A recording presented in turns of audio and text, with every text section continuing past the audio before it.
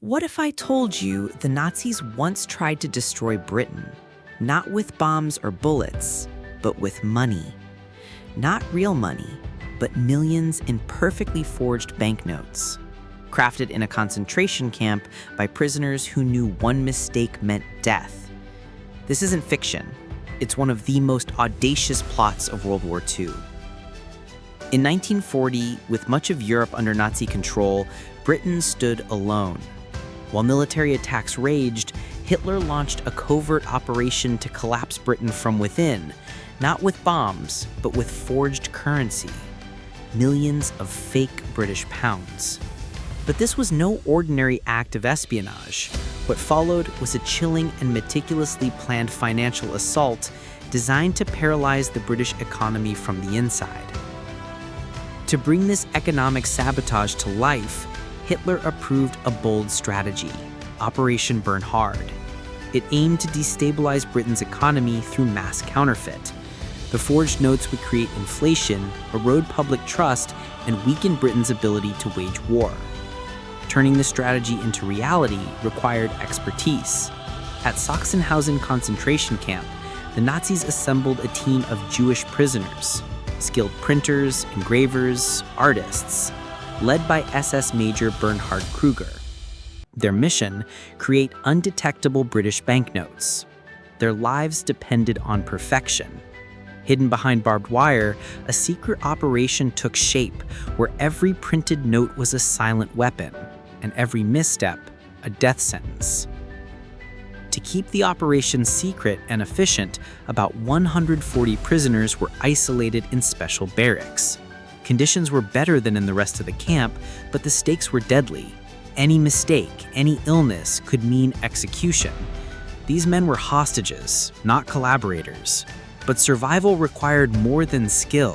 It demanded enduring constant fear and navigating a life where even privilege came soaked in dread. Forging the currency was no simple task. The Nazis struggled with the unique paper texture and precise watermarks of British notes. To solve this, they brought in master forger Solomon Smolyanov and secured the Hahnemühle mill to replicate the materials with chilling precision. As technology met tyranny, the forgers overcame every obstacle, inching closer to perfection with each painstaking effort.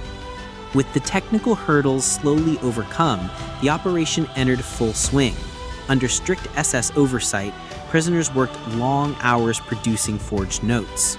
Despite their fear, occasional moments of normalcy, cabarets, music, offered fleeting relief, but the looming threat of death remained.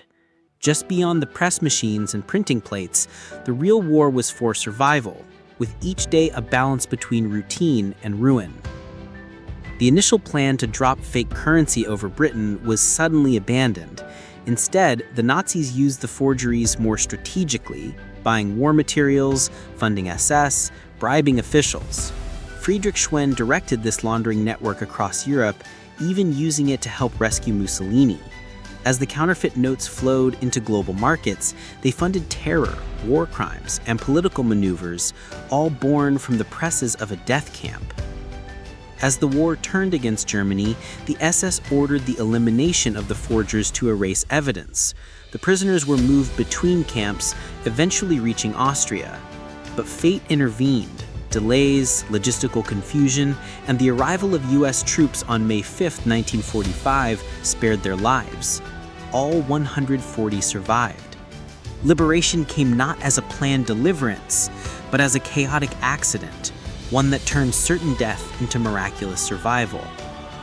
With the war over, justice was uneven. Kruger was briefly imprisoned before returning to the paper industry. Schwenn escaped to South America. In 1959, crates of counterfeit notes surfaced in Lake Toplitz.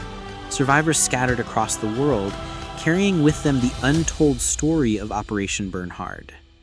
Yet even in freedom, the shadows of the operation lingered, reminders of how close evil came to reshaping history through ink and deception. Operation Bernhard remains the largest counterfeiting scheme in history. Though it failed to collapse Britain, it exposed the power of economic warfare. But more importantly, it revealed the endurance of human spirit. men who survived by their skill and outlasted a regime determined to erase them. In the end, it wasn't the fake pounds that endured, it was the real lives, the true resilience, and the unbreakable will to live.